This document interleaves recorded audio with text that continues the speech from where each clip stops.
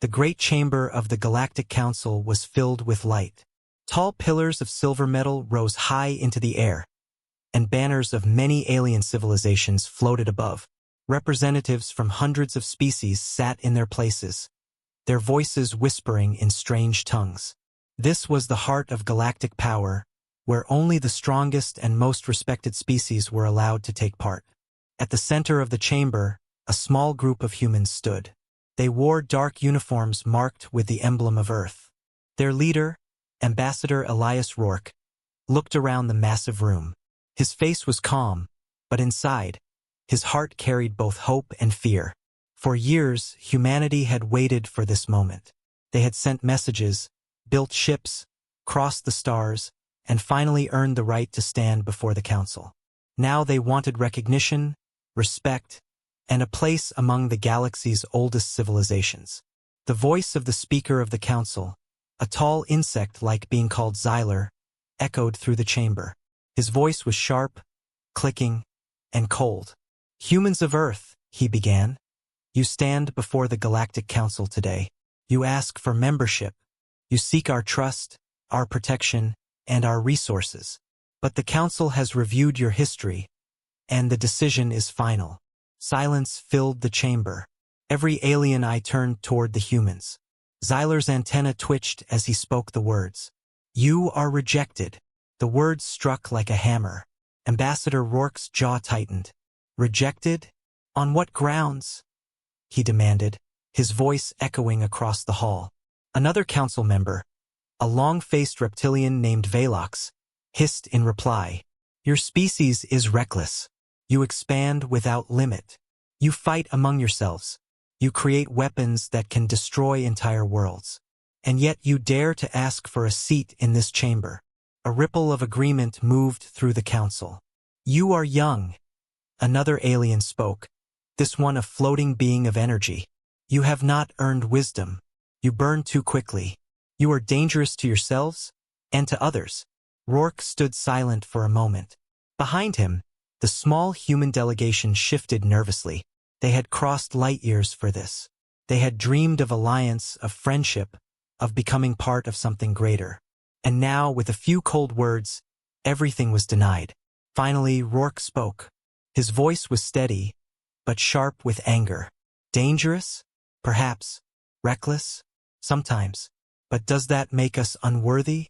Humanity has survived wars, disasters, and endless struggles. We do not ask for charity. We ask for recognition."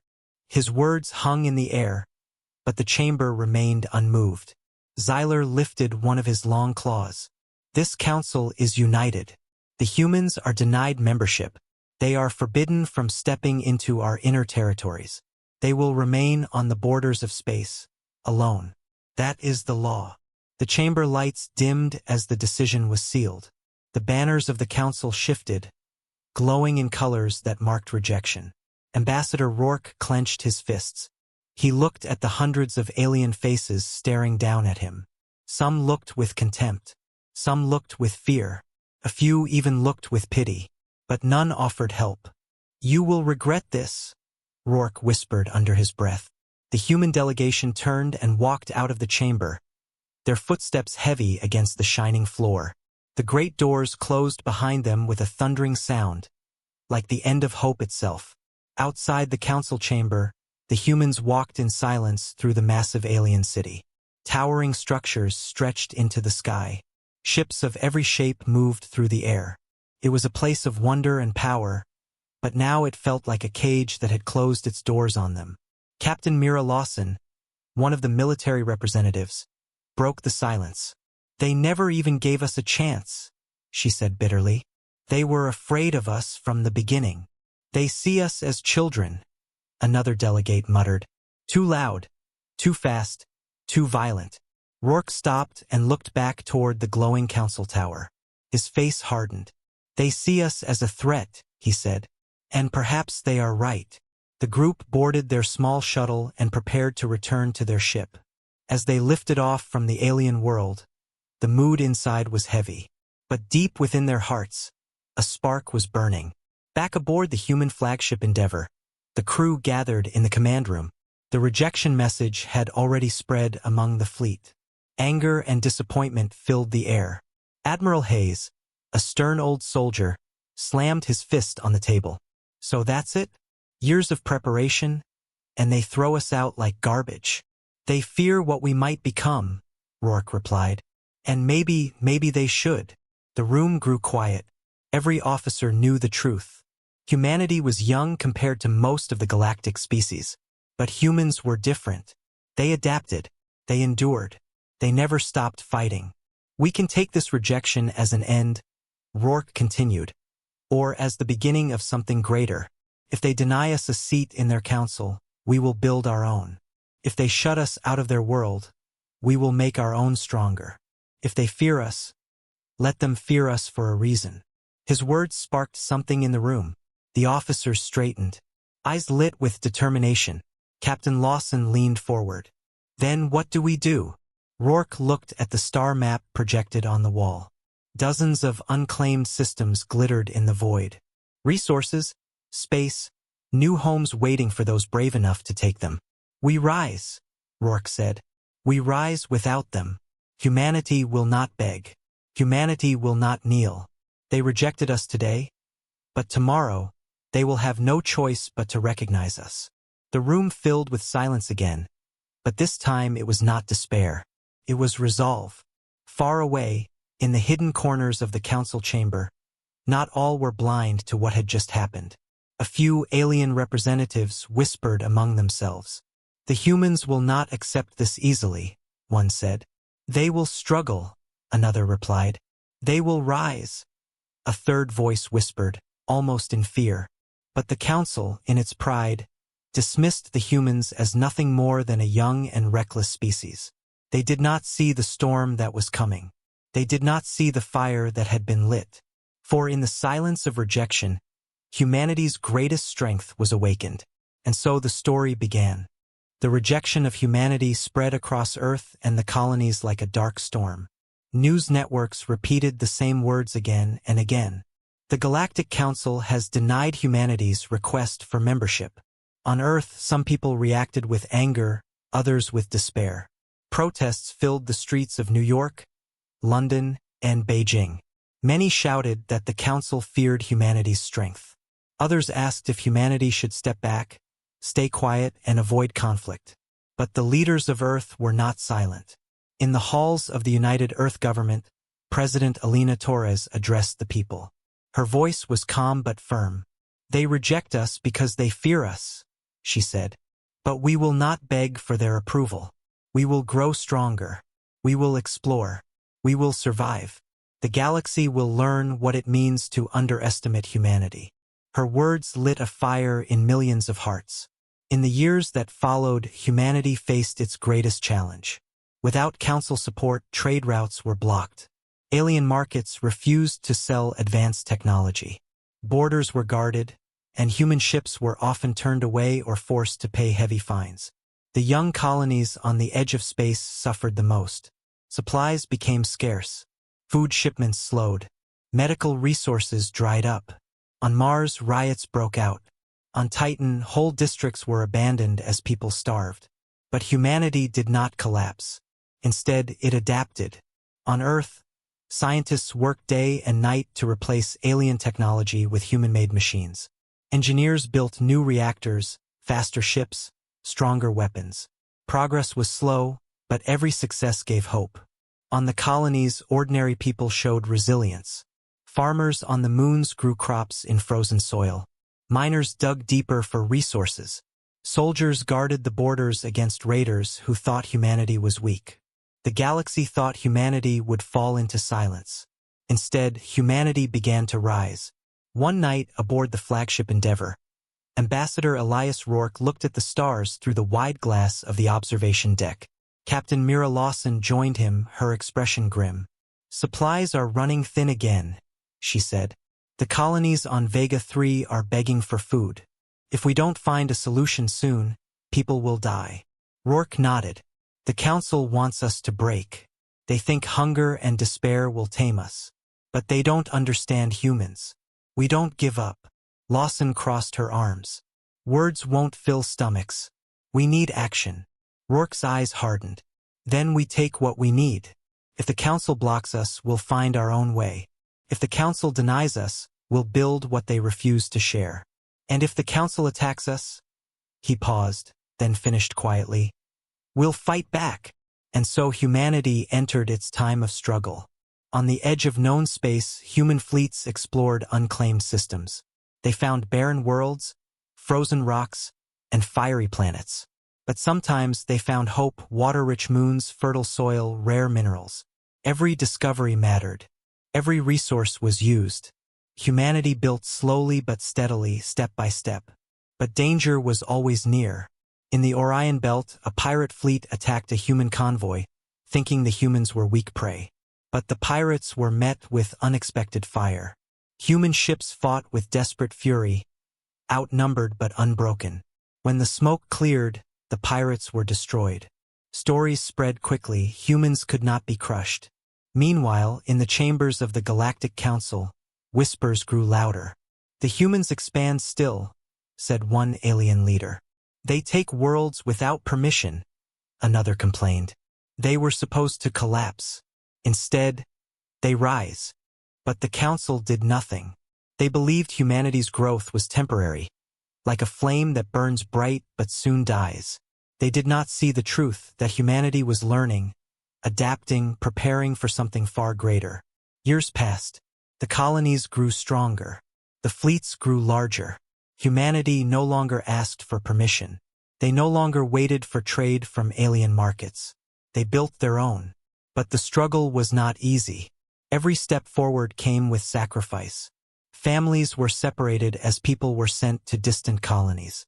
Soldiers died protecting convoys from raiders. Whole generations grew up in hardship, with no memory of peace. And yet, within that hardship, humanity found unity. Nations that once fought each other now worked side by side. Old rivalries faded. For the first time in history, Earth and its colonies truly stood together. On a quiet night, President Torres gave a secret speech to the leaders of the fleet. They call us reckless. They call us dangerous. They call us children. But tell me, what child builds cities on dead moons? What reckless fool survives against the whole galaxy's hatred? No, we are not children. We are not weak. We are humanity, and we are rising. The officers pounded the table in agreement. Among them was Rourke, who simply whispered, "Let them keep their counsel. One day, they will look to us for guidance." But the galaxy was not done testing humanity. One year, a massive alien warlord named Kraith the Devourer began raiding border systems. His fleet of bioships consumed everything in its path. The Council ignored him. After all, his attacks were far from their core worlds. But his raids reached a human colony. Kraith's forces descended on Vega 3, burning cities, stealing resources, enslaving people. Thousands cried for help. The Council remained silent. But humanity did not. For the first time, the human fleet prepared for war, not against raiders, not against pirates, but against a powerful alien enemy. As the fleet gathered, Rourke stood before the soldiers. His words carried across the ships. The Council rejected us. The galaxy doubted us. But now, when our people are in danger, we will show them who we are. This is not just survival. This is our struggle. And from this struggle, we will rise stronger than ever before. The soldiers roared in answer. The battle for Vega 3 was about to begin. And with it, humanity's first true victory or its final defeat. The sky above Vega 3 burned red. Alien ships, twisted and alive, hovered like predators. Kraith the Devourer's fleet had come, and the human colony trembled under its shadow. Cities were already burning. Civilians ran to shelters, while soldiers prepared to make a final stand. In the command center of the human fleet, Admiral Hayes stood tall. His face was carved with years of battle scars, his eyes steady but cold. "All ships report ready," his officer said. "But Admiral, we are outnumbered. 3-1. Hayes nodded slowly. "Numbers don't win wars. Will does. And humans, we don't know how to surrender." Across the fleet, thousands of men and women waited in silence.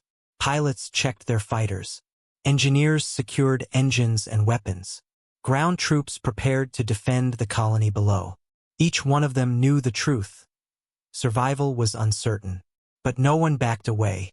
On the bridge of the flagship Endeavour, Ambassador Elias Rourke and Captain Mira Lawson looked at the massive alien fleet. Kraith's ships looked more like monsters than machines. Their hulls pulsed with veins of energy. Their weapons glowed like open wounds. "They consume everything they touch," Lawson whispered. "If they take Vega 3, they won't stop. They'll come for Earth next." Rourke's jaw tightened. "Then we stop them here, whatever it takes." A deep voice shook the comms. It was Kraith himself. His monstrous face appeared on the screen, jaws full of teeth, eyes glowing with hunger. "Humans," he growled. "You are weak prey. You spread like insects, and insects must be crushed. Your colony will be mine. Your people my slaves. Your worlds my feast." Hayes leaned forward. "Come and try." The transmission ended. The battle began. Human ships surged forward, engines roaring, weapons flashing. Fighters darted into the void, releasing missiles and lasers in bright streaks of light. The alien fleet answered with terrifying power. Organic cannons spat streams of plasma, shredding through human hulls. Explosions filled the darkness. The void became a storm of fire. Inside his fighter, Lieutenant Eric Vance gritted his teeth. "This is for Vega 3, he shouted, diving straight into a swarm of alien drones. His fighter twisted and rolled, dodging plasma bolts before unleashing a volley of missiles. The alien swarm exploded behind him. But the price was high. Human ships were falling one by one. The alien fleet pressed harder, their monstrous vessels pushing the humans back. On the ground, Vega 3's defenders fought with desperate courage. Alien creatures landed like beasts, tearing through streets and homes. Human soldiers, armed with rifles and artillery, held the line. Civilians helped carry ammunition, build barricades, and drag the wounded to safety. The colony refused to die quietly. In the Endeavour's command room, alarms blared. "Shields at 30%, an officer shouted. "We can't take another direct hit." Lawson turned to Rourke. "We can't win like this. Not head-on." Rourke's eyes narrowed as he studied the star map. Then he saw it, a chance. "Admiral, what if we hit their command ship? Cut off the head, and the body falls." Hayes grunted. "Risky. But you're right. If Kraith falls, the fleet might collapse." He activated the comms. "All ships, this is Admiral Hayes. Focus fire on Kraith's flagship. Break through their line. If we fall, humanity falls with us. But if we rise, the galaxy will never forget this day." The fleet roared in answer. The humans struck with fury. Squadrons of fighters carved open a path, blasting apart enemy drones. Battleships poured every last drop of power into their weapons. Slowly, painfully, they pushed closer to Kraith's monstrous vessel. Inside his flagship, Kraith laughed. "Fools! Do you think insects can wound a god?" His ship unleashed a massive wave of plasma. Several human cruisers were torn apart instantly, their wreckage drifting into the void. But still the humans pressed forward. Lieutenant Vance led his fighter squadron straight toward the enemy's hull. "Hit its weak points," he shouted. They fired torpedoes into the glowing veins of the bioship, and explosions rippled across its surface. On the Endeavour, Hayes gave the final order. "All forward guns. Fire everything." The ship's cannons roared. A storm of missiles and beams smashed into Kraith's flagship. The alien ship screamed like a living beast as fire tore through it. In the chaos, Vance's squadron delivered the killing blow. His last torpedo slammed into the creature ship's heart. With a final roar, the flagship exploded in a blinding flash of light. Kraith's voice howled in rage before it was silenced forever. The battlefield froze. The alien fleet, once roaring with hunger, faltered. Without their leader, their unity shattered. Some ships fled into the void. Others drifted, broken and powerless. The humans, battered but unbroken, raised their voices in victory. "Enemy flagship destroyed," a voice cried across the comms. "Kraith is dead." Cheers filled the fleet. Soldiers on Vega 3 shouted with joy. Civilians wept in relief. Humanity had faced its first great enemy, and won. In the aftermath, the human fleet gathered above Vega 3. The damage was great. Many ships had been lost, many lives sacrificed. But the colony still stood. Humanity still stood. On the Endeavor, Rourke addressed the fleet. His voice carried strength and pride. Today, we fought not just for Vega 3, but for all of humanity. The Council rejected us. They called us reckless, dangerous, unworthy. But tell me, what species would dare face Kraith the Devourer and survive? What species would bleed together, fight together, rise together, and claim victory? His words echoed through the comms. Soldiers cheered. Civilians cried out in pride. The galaxy had ignored humanity, but now a message was clear. Humanity was not prey. Humanity was not weak. Humanity was a force to be reckoned with. Far away, in the council chambers, whispers began again. The humans destroyed Kraith? One alien asked in disbelief. Impossible, said another. He consumed whole worlds. And yet, a quiet voice replied, they live, they fight, and they win. The council members sat in uneasy silence. For the first time, true fear flickered in their eyes. They had rejected humanity. But now humanity had proven something far greater. The age of human struggle was over. The age of human victory had begun. The victory at Vega 3 changed everything. For the first time, the galaxy whispered the name of humanity not with scorn, but with fear and respect. The story of Kraith's defeat spread across the stars. Traders carried it on their routes. Mercenaries repeated it in smoky bars, and refugees spoke of it in hushed voices. A species once dismissed as reckless children had destroyed one of the most feared warlords of the Outer Rim. And in the Galactic Council, silence fell. Inside the Endeavor's strategy chamber, Admiral Hayes stood before a star map. Dozens of red markers showed colonies still under threat. Around him sat the key leaders: Ambassador Elias Rourke, Captain Mira Lawson, and President Torres via hologram from Earth. Rourke broke the silence.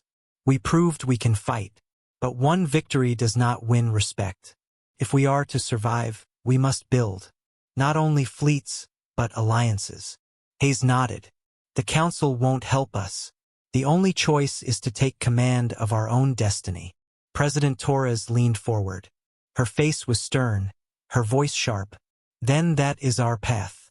Humanity will no longer beg for a seat in their council. Humanity will build its own council. A command that answers to no one but ourselves. Her words lit fire in their hearts. In the following years, humanity worked like never before. Shipyards on Earth and Mars glowed day and night, building warships faster than ever. Engineers on Titan designed new weapons, blending stolen alien tech with human creativity. Colonists mined the asteroid belts, hauling back metals for armor and fuel. Every person had a role. Every sacrifice built something greater. The Human Defense Command was born. It was not just a fleet, it was a promise. A promise that never again would humanity be prey. But humanity was not alone. In the shadows, other species watched. Many small races had also been denied by the Galactic Council, left to suffer without protection. Some had been attacked by raiders, others exploited by the larger powers. When they saw humanity rise, they saw hope. The first to approach was the Thalrin, a small amphibian species whose colonies had been ravaged by pirates. Their emissary came to Rourke in secret, speaking in a trembling voice. You fought Kraith. You destroyed him. We want to stand with you. The Council ignored our cries. But maybe humans will not. Rourke placed a firm hand on the alien's shoulder. Stand with us, and you will not stand alone again. Soon after, others came, the Kvar traders, the Yalari refugees, the Zarn miners. One by one, species the Council had abandoned found shelter under humanity's command. What began as a human fleet slowly grew into something larger. A coalition of the forgotten, the desperate, the determined. The Galactic Council could not ignore it forever. In their towering chamber, voices rose in alarm. The humans gather allies, hissed Velox, the reptilian counselor. They form fleets larger than their size should allow. They spread too quickly, another said, like fire across dry fields. Xyler, the insectoid speaker, clicked his mandibles in frustration. They are young. They do not understand balance. They will bring chaos. Yet deep in their hearts, many council members knew the truth. Humanity was no longer simply surviving. Humanity was commanding. Back in human space, the rise continued. On Vega 3, once a colony of ruins, new cities rose from the ashes. Wide towers of steel reached into the sky. Farms flourished, shipyards expanded. Schools taught children not just Earth history but the lessons of the stars. On Mars, a great academy was built, the Command School. Here, young men and women trained not only as soldiers, but as leaders of fleets and colonies. They learned strategy, diplomacy, and the iron will that had carried humanity through rejection and war. Rourke often visited the academy. To the cadets, he was a symbol, the man who had stood in the council chamber and been denied, yet refused to kneel. He told them simple words. Command is not given. It is taken. And once you take it, you must carry it, not for yourself, but for all who follow you. But with power came danger. Not all aliens were willing to follow humanity's rise. The larger powers of the council began testing the borders, sending patrols near human colonies, cutting trade routes, spreading rumors that humans were conquerors, not protectors. One night, aboard the Endeavour, Captain Lawson looked over intercepted transmissions. Her face was pale. They're planning to corner us, she said. The council won't attack directly, but they'll push smaller powers to strike at us. They'll paint us as aggressors. Rourke's eyes narrowed. Then we must be careful. Every action we take must show the truth, that we do not seek domination, but respect. We are not conquerors, but we will not be victims. Hayes grinned coldly. And if they still come for us? Rourke answered with steel in his voice. Then they will learn what command truly means. Soon a test came. A powerful council-aligned fleet moved against the Yulari refugees, accusing them of siding with the dangerous humans. They demanded the Yulari surrender their worlds. Instead, the Yulari called to their new allies, and humanity answered. The Human Defense Command moved swiftly, fleets appearing in formation, weapons ready. The Council fleet hesitated, unsure whether to fight. Humanity did not fire first, but their presence alone was enough. For the first time in history, the Council backed down.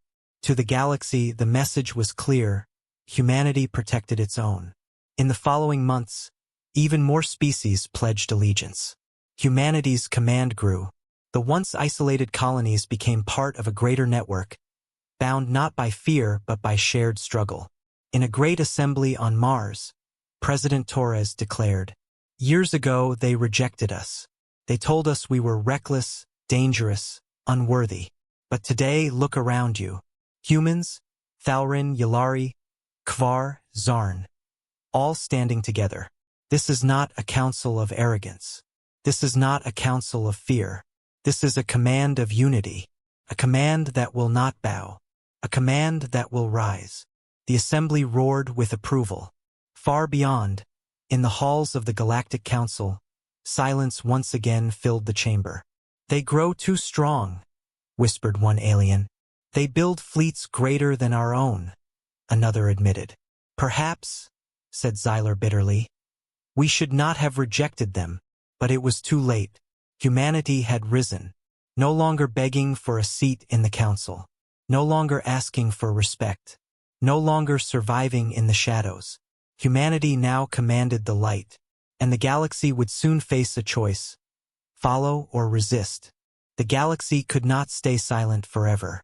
For years, the council had ignored humanity, dismissed humanity, even feared humanity. But now, humanity had grown too strong.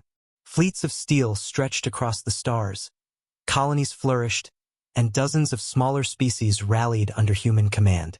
The council saw the truth. If they did nothing, humanity would soon eclipse them all.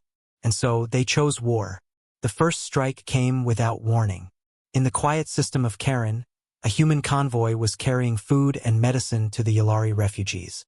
Suddenly, Council warships appeared out of the void, their banners bright with power. Without a word, they opened fire. The convoy was destroyed. Thousands of civilians died.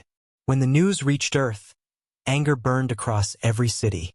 On Mars, crowds filled the streets, demanding justice. On Vega 3, the survivors of Kratha's attack swore vengeance.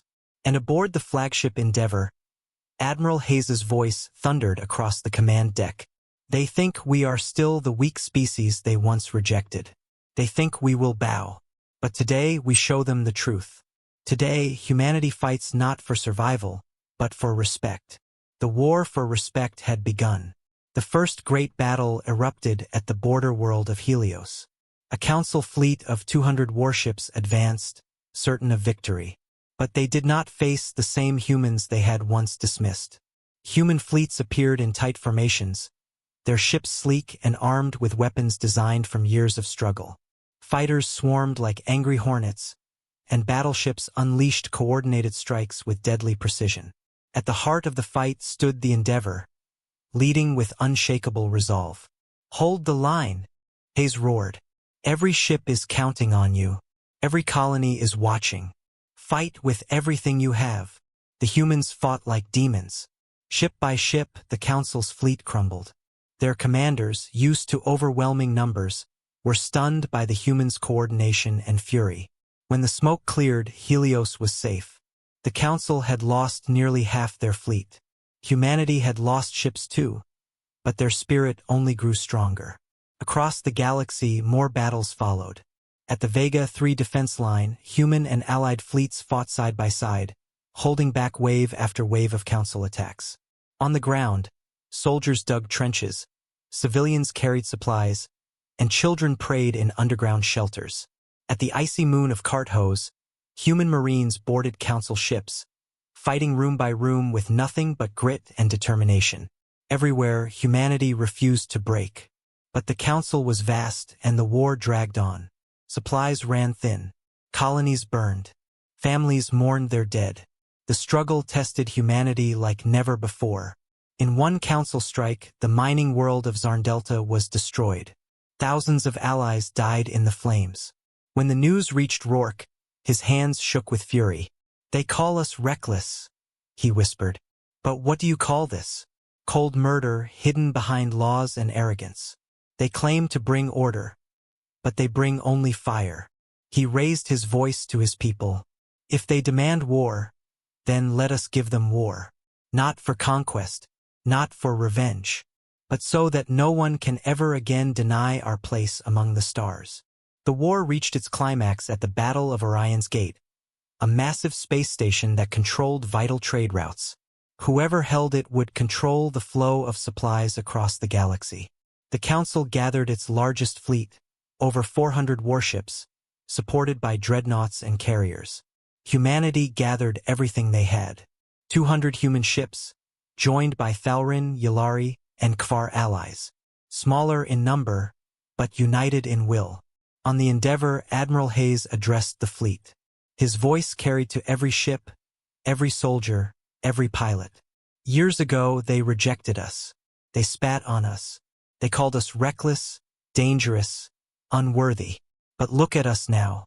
Look at the ships around you, the allies beside you, the fire in your hearts.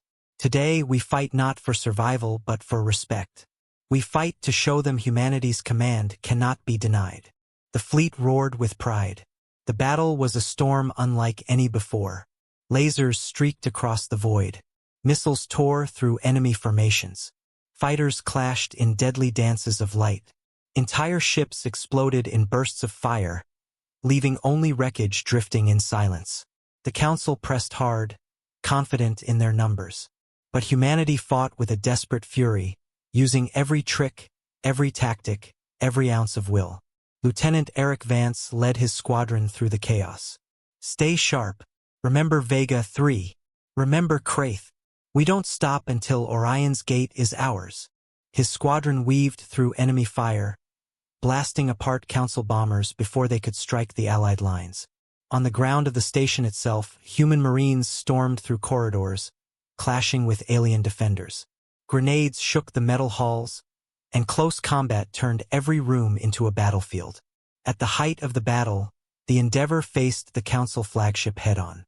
The alien dreadnought was massive, bristling with weapons. Shields failing, Lawson shouted. "We can't take much more." Hayes gritted his teeth. "Then we don't retreat. We strike." He gave the order. The Endeavour poured every last ounce of power into its weapons. Missiles, cannons, beams, all fired at once. The Council flagship tried to answer, but it was too late. The human firestorm tore through its core. In a blinding explosion, the dreadnought was destroyed. The tide turned. The Council fleet, leaderless and broken, began to retreat. Humanity had held Orion's gate. Humanity had won. When the battle ended, silence fell across the fleet. Wreckage floated in the void. Thousands had died. But victory was theirs. Rourke's voice carried across the comms, calm but powerful. "The war is not over. But today, humanity proved beyond doubt that we cannot be denied. We are not weak. We are not children. We are not reckless. We are humanity, and we have earned respect." Cheers echoed across every ship. Soldiers wept. Civilians celebrated. Allies raised their voices in unity. For the first time, the Council feared not just humanity's rise, but humanity's command. And deep within the chambers of power, the oldest alien leaders finally admitted what they had denied for so long. The galaxy had changed. Humanity was no longer outside the Council. Humanity was reshaping the galaxy itself.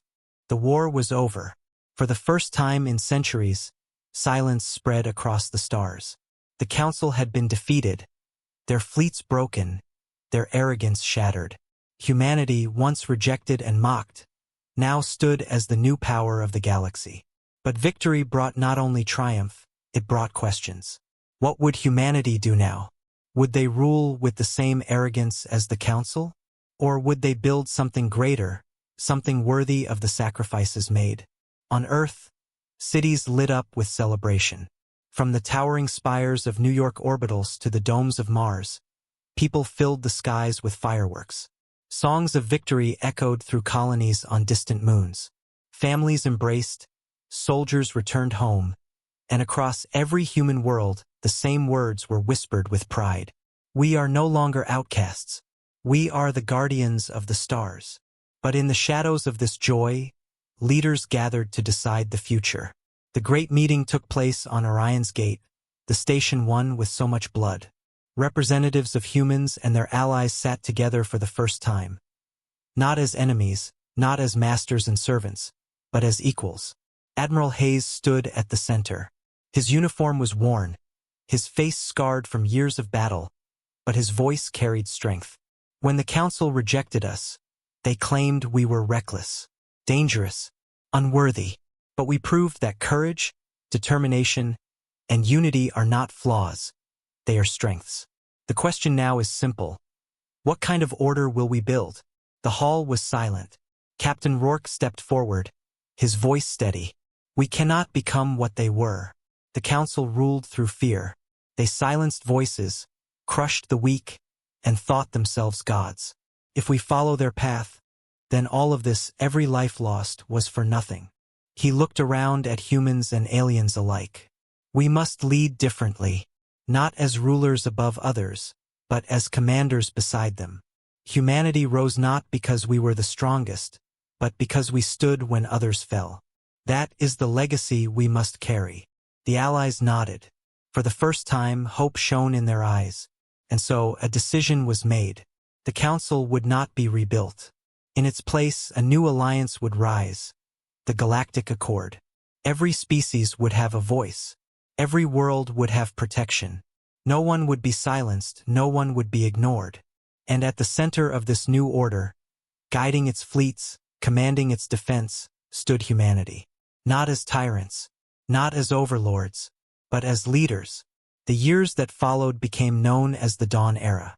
Human engineers rebuilt shattered colonies, designing stations that welcomed both human and alien life. Human fleets patrolled the stars, not to conquer, but to defend. Children of different species studied side by side in schools on Earth and Mars. Trade and culture flourished like never before. But humanity never forgot the cost of their rise. Monuments were built on Helios, Vega 3, and Orion's Gate, stone and steel reminders of the lives lost for respect. Soldiers who once fought side by side were remembered not as humans or aliens, but as heroes of the galaxy. Still, not all was peaceful. Whispers spread in dark corners. Remnants of the old council plotted revenge. Some species still feared humanity's strength. And deep in uncharted space, new threats waited, watching. But humanity was ready. Admiral Hayes, older now, stood aboard the Endeavor, gazing into the stars. Beside him, younger commanders carried the same fire he once had. "We are not perfect," Hayes said softly. "We will make mistakes. But we will never again be ignored. We will never again be silenced. Humanity's command is not about power. It is about responsibility." Captain Rourke, now a leader of the Accord, answered with quiet pride. "They rejected us once. They will never reject us again." And so it was written. From the ashes of rejection, from the fires of war, humanity rose, not just as survivors, not just as warriors, but as the commanders of a new galaxy. Where once the council had said, "You do not belong," the stars now echoed with a different truth. Humanity leads. The galaxy had changed forever, and the story of mankind had only just begun.